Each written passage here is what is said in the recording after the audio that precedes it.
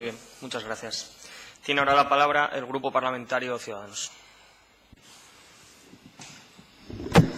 Señor Gancedo, pedirle perdón de antemano si algunas de las preguntas que le formulo son infantiles o muy conocidas las respuestas para usted, pero tengo que reconocer que, aunque soy funcionario desde hace muchos años, algunos temas me resultan un poquitín ignotos. Bajo su dirección general, ¿cuántas personas están afectadas? ¿Todos los empleados públicos que hay en Asturias? Verá, le explico porque tampoco es fácil. La Dirección General de Función Pública gestiona directamente lo que podríamos llamar la Administración General. Pero, por ejemplo, el personal docente tiene una gestión directa que lleva a cabo la Consejería de Educación. Y el personal sanitario es gestionado por el SESPA. Y el personal de justicia también tiene una gestión directa de personal, la Consejería de Presidencia. Si bien es cierto que a la hora de llevar a cabo la negociación, en las mesas las preside la Dirección General de Función Pública.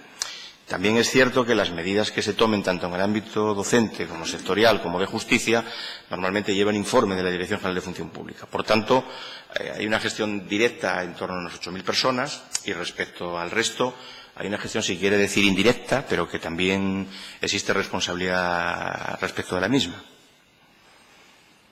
Muy bien. Respecto a esas 8.000 personas, supongo que serán funcionarios, personal laboral. ¿Cuáles son más o menos los números de la Administración asturiana respecto a unos y otros? Mire, esto está en el...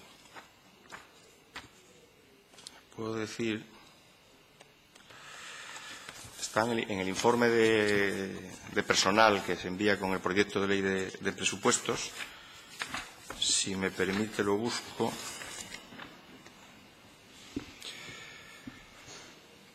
Pues mire, personal funcionario hay 15.812 empleados públicos.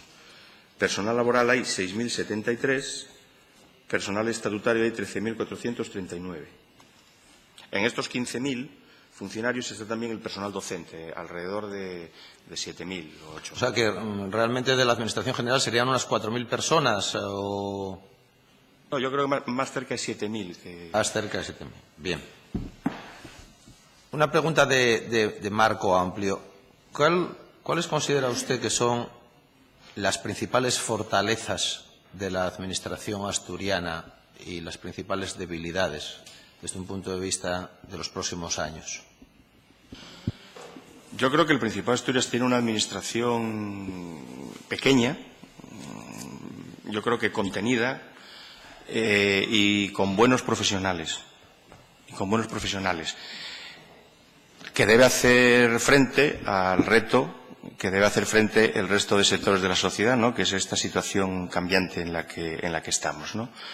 El gran reto, como vengo poniendo de manifiesto, es conseguir un acuerdo, un consenso con los representantes de los empleados públicos y sacar los puestos a concurso, de manera que todos los empleados públicos tengan su puesto de trabajo y puedan consolidar y se dé estabilidad a la plantilla. Ese es el gran reto que tenemos por delante, junto con una nueva ley que, desarrollando el EBEP, mejore las relaciones laborales y mejore la eficiencia y eficacia en el funcionamiento de la Administración. Era la ley que usted se refería antes de la ley de empleo público.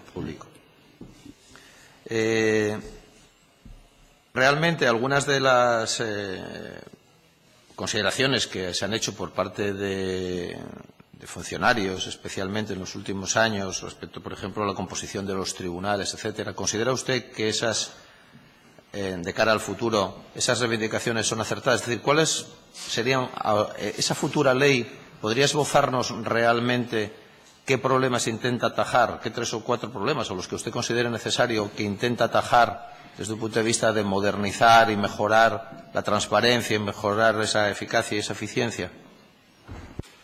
Mire, ya que antes lo comentaba, el gran reto y también una de las grandes dificultades que no solo tiene esta ley, que tiene también, o sea, que está enfrentando el Estado y el resto de comunidades autónomas, es el establecimiento de los nuevos grupos de clasificación y de las titulaciones. Eso está muy ligado al plan de Bolonia, es decir, como usted sabe ahora ya, o sea, los grupos de función pública venían muy ligados al concepto de licenciatura y de diplomatura. El licenciado era 1, el diplomado 2. Ahora con el grado eso evidentemente ha cambiado. El EBEP establece, salvo que las leyes de las comunidades autónomas digan otra cosa, que la determinación de grado A1 del grupo A1 o el subgrupo, mejor dicho, A1 A2 ya no esté tan ligado a la titulación, sino a la dificultad de las pruebas. Hay comunidades autónomas que entienden que sí, que quieren seguir manteniendo el sistema de clasificación, por tanto, el subgrupo A1 piden o exigen máster y dejan para el subgrupo A2 máster. Todas esas cuestiones son cuestiones que tenemos que analizar, junto con todo lo que hace referencia a movilidad en el sentido de distribución de cargas de trabajo.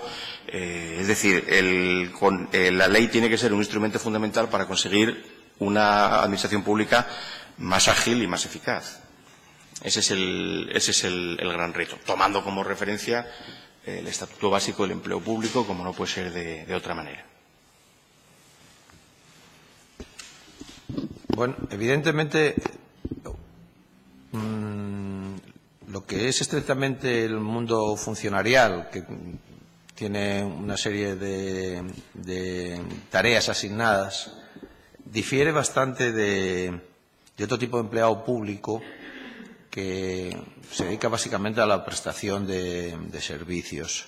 En ese sentido, a efectos prácticos, realmente, ¿cuáles son las diferencias entre funcionarios, personal laboral, personal estatutario, o hay una coordinación, iremos hacia un futuro a una especie de homologación, o sencillamente se están generando agravios comparativos, por ejemplo, económicos entre diversos colectivos? ¿Qué opina usted, con la larga experiencia que tiene en función pública, porque de cara, digamos, al ciudadano, al que paga los servicios, no es fácil entender este tipo de catalogación o de divisiones? ¿Qué opina usted sobre esto?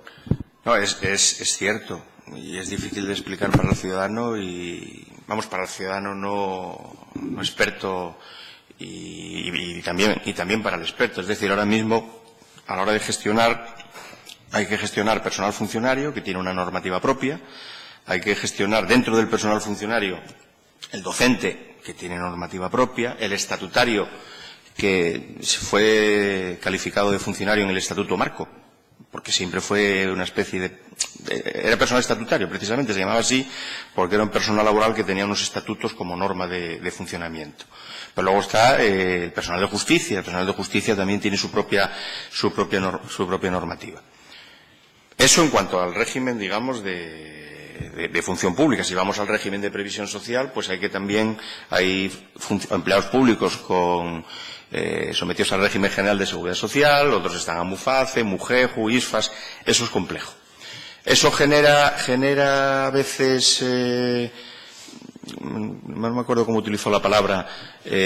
Disfunciones, agravios comparativos. Efectivamente, que se intentan evitar, pero existen.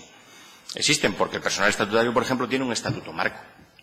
Y ese estatuto marco es básico. Y se le aplica también el EBEP, pero con la dificultad de que se aplica el EBEP en aquello que no sea aplicable el estatuto marco, lo cual genera dificultades. Personal laboral. El personal laboral es un personal que dentro de la Administración tiene limitaciones, que establece el artículo 9.2 del EBEP. Una de las cuestiones que debe abordar la ley es aclarar esas limitaciones. El EBEP dice que el personal laboral no puede desempeñar funciones que directa o indirectamente supongan el ejercicio de potestades administrativas. Bien. Cuando se sacaron plazas de personal laboral, se entendió que podían hacer cualquier tipo de actividad. Ahora tenemos personal laboral que no puede desempeñar, por ejemplo, jefaturas, porque los tribunales vienen reconociendo que, de acuerdo con el EBEP, que deriva de la Constitución, solo el ejercicio de determinadas competencias más relacionadas con autoridad pueden ser ejercidas por funcionarios. Eso es otro tema que hay que abordar con la ley. es otro tema que hay que abordar con la ley, a través de una funcionalización en aquellos supuestos que sea necesario, etcétera. Pero, efectivamente, ese es un problema, pero es un problema que eso se escapa a una comunidad autónoma, es un problema que corresponde al Estado. El EBEP hizo un intento, cuando menos, de no tanto equiparar, pero incluir al personal laboral en mayor medida en lo que es el ámbito del empleo público, ¿no? De hecho, el propio nombre, el EBEP huyó de hablar de una ley de función pública, que es lo más típico, y habla del Estatuto del Empleado Público. Pero cuando uno ve el EBEP y analiza el EBEP, ve que los laborales siguen teniendo una menor presencia, ¿no? ¿Por qué? Bueno, porque son personal cuya fuente de su regulación es el Estatuto de los Trabajadores y el convenio colectivo, lo cual a veces es favorable. Porque, bueno, la legislación social, como usted sabe, también muchas veces es más tuitiva, ¿no?, que la contenciosa administrativa. Por tanto, estoy totalmente de acuerdo con su razonamiento. Es decir, tenemos dentro de lo que es función pública un montón de presupuestos, un montón de normativa, colectivos que entre sí interaccionan de manera con gran dificultad. ¿Y qué sería ideal? Bueno, ir a una categoría de empleo público y a un régimen de previsión social único. Pero bueno, eso no es fácil tampoco. En todo caso, excede de las competencias de la comunidad autónoma.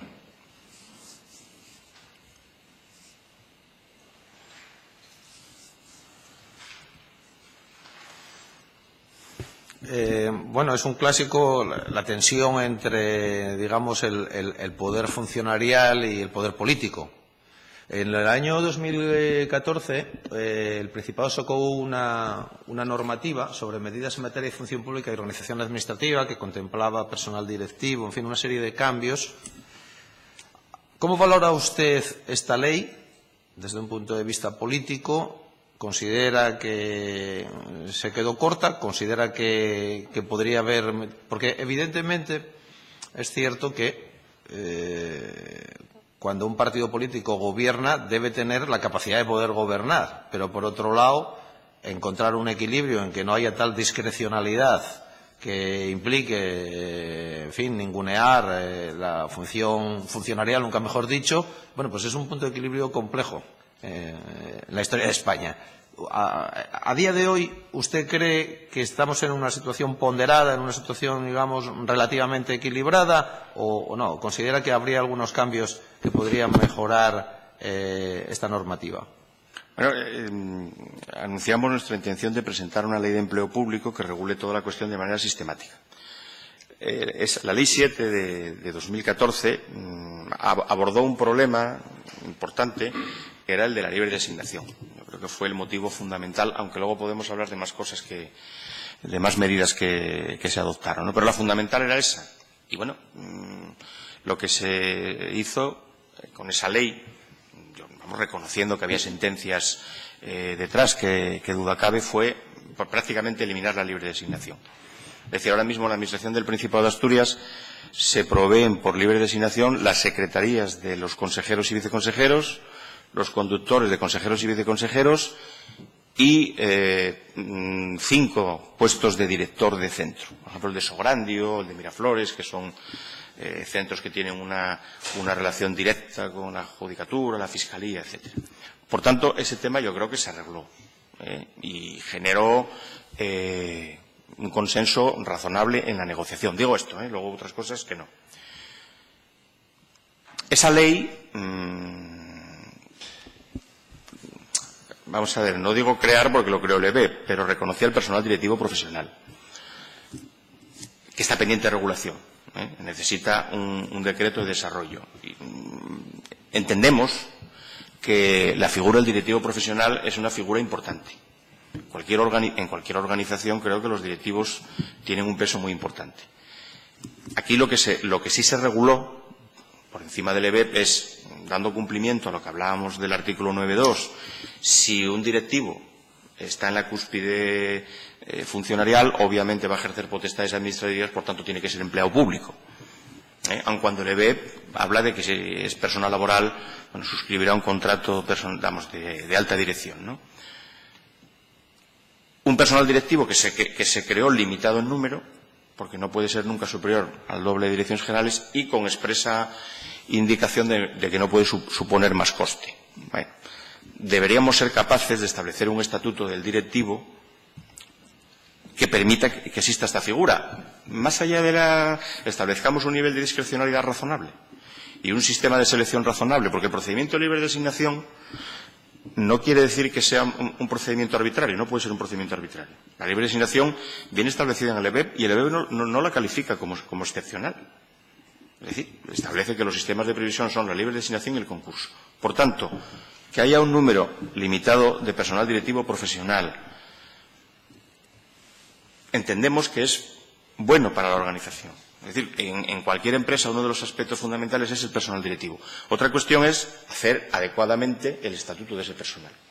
En la selección, o sea, en el reclutamiento, en la formación y en el funcionamiento del mismo. Y esos son los dos aspectos, yo creo, bueno, aparte de tomar medidas también como la sectorización para favorecer la rapidez en los concursos y la objetividad y la movilidad de los empleados públicos. Yo creo que la ley, bueno, no puedo decir otra cosa, ¿no? La hemos presentado nosotros. Creo que fue correcta, que las medidas que introdujo son favorables y mejoran la Administración, sin perjuicio de la necesidad de una ley que regule el tema de manera íntegra.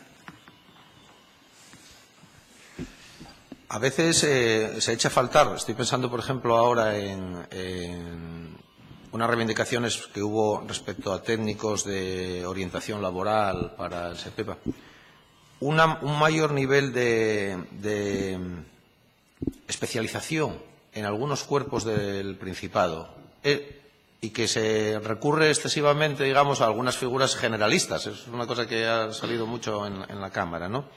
Entiendo que eso, desde un punto de vista práctico, está bien porque permite a la Administración, de alguna manera, pues, responder de una manera rápida y no tener demasiadas rigideces. Pero desde un punto de vista, digamos, de la calidad del servicio, bueno, puede significar que el que, de alguna manera, el usuario es el perjudicado.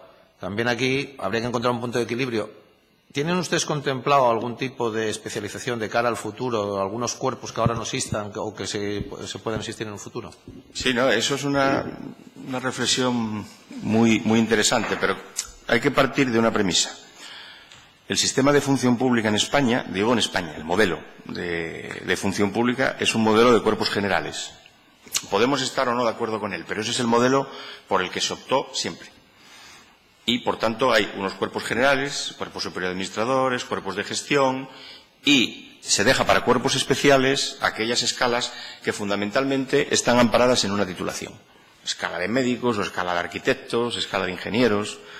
En el tema de los técnicos de empleo, ese debate que se suscitó, ¿se puede aplicar correctamente? Cuando se pregunta esa escala, qué titulación tenía que tener, te salen 5 o 6 propuestas. Eso ya encaja mal en un cuerpo especial. Y los técnicos de empleo lo que hacen es gestión. Y si hacen gestión, yo creo que encaja perfectamente en el cuerpo de gestión, con la formación que haya que dar. Es decir, porque el cuerpo general lo que normalmente requiere es formación adecuada al puesto. La especialización trae otro problema, y es que cuando se crea un cuerpo especial con una titulación general, el empleado público se le plantea un problema de movilidad. Se le plantea un gran problema de movilidad, porque si ahora se crea una escala, esta de técnicos de empleo, y a ella va un licenciado en Derecho, le pongo por caso, a los 4 días va a reivindicar que él quiere ser cuerpo superior de administradores porque quiere movilidad. Por tanto, el equilibrio ahora yo creo que está razonablemente conseguido. Otra cuestión es que a lo mejor, y eso fue una de las cosas que, como le digo, estamos analizando en la Ley de Empleo Público, la determinación de cuerpos y escalas adecuados. Pero en ese equilibrio, a mi modo de ver, el cuerpo especial debe ser aquel que esté respaldado por una titulación y por unos conocimientos especiales. En el momento que en esa escala se quiera meter titulaciones generales, se presenta ese problema. Por tanto, cuestiones como la técnicos de empleo la vienen desempeñando a satisfacción el cuerpo de gestión.